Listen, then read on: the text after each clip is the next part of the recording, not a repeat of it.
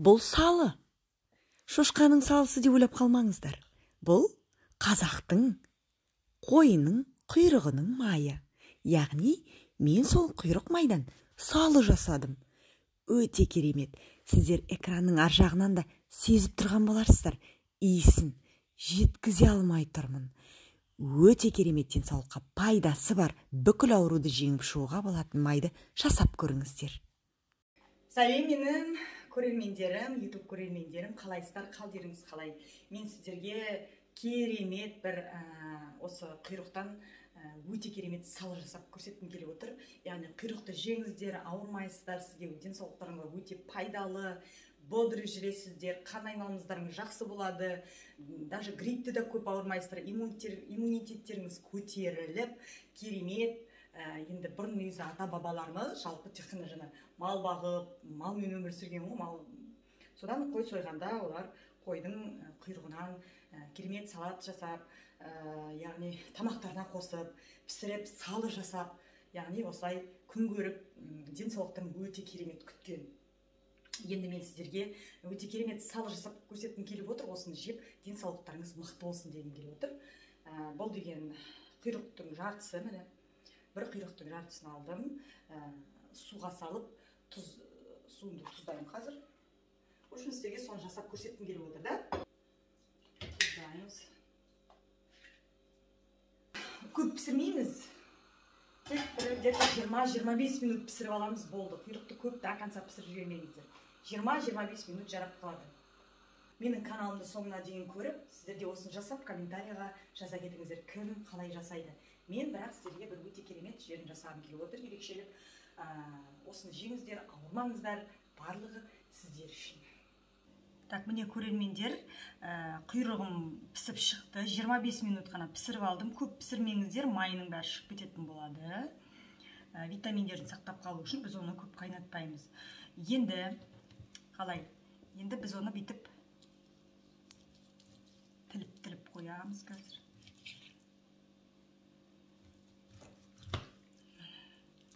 Толықтай піскен.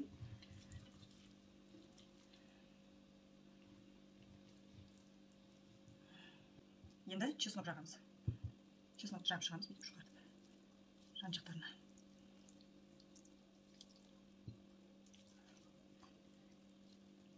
Мен бір чеснокты қолданып жатырмын.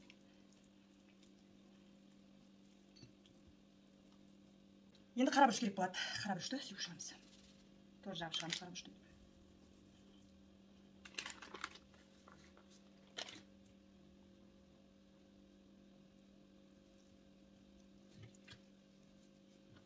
Керемет болып шығады.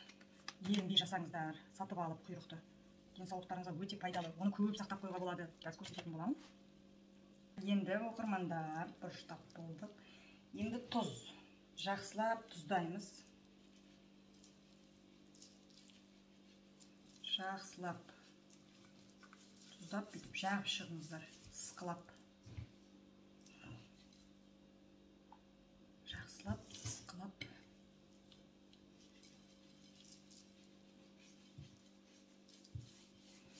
Уқалап, бұрышпен бірге.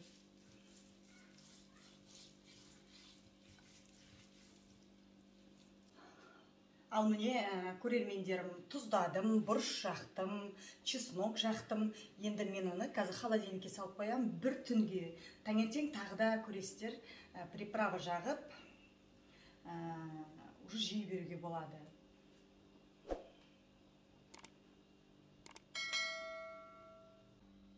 Ал менің YouTube көрермендерім, құйрықтан жасаған салым менің бір күн тұрды. Бір сутка тұрды. Бүгін енді осыны қызыл бұрышқа аунатып, барлығын бір екі тысқа, осы тысқа салып қоятын боламын. Аунатсаңыздар да болады, аунатпасаңыздар да болады. Өздеріңіз қалай ыңғайлы жеген. Қазір оны көреміз. Негізі кеше жеп көреміз. Кәдімгідей вкусняшка. Осылай да болады. Міне жеуге міне. Өте дәмді. Так. Енді біз оны кесіп аламыз.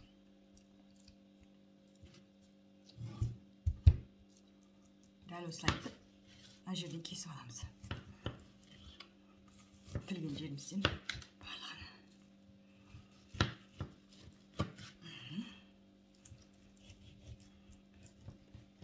Өздеріңізге ыңғайлы етіп кесе беріңіздер. Мен осылай тураймын. Қазір.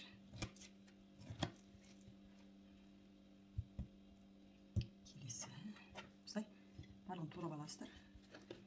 Бұзылып бұрышпен қантап шығамыз.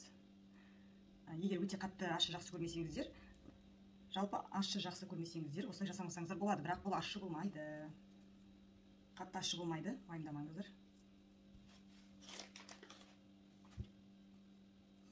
Осылай барлығын бұрышпен мазып етіп шығамыз. Мазып етіп. Сөйтіп біріне бір. Осылай болмайды. Сап қоямыз.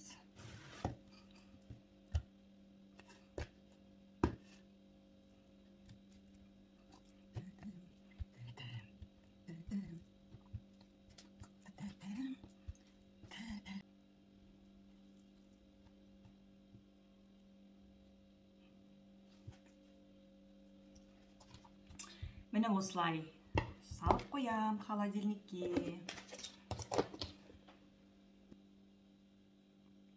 Өте керемет болып шығады.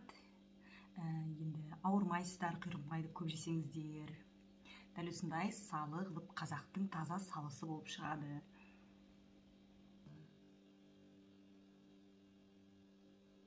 Ал сіздерге менің салым ұнаса, көрермендерім, лайк басып, подписка жасап, видеоның соңына дейін қарап отырыңыздар. Енді мен құйрық майдан салы жасадым, қазақтың таза салысын. Қыста жесеңіздер өте керемет, ауырмайсыздар, тонбайсыздар, бүткіл.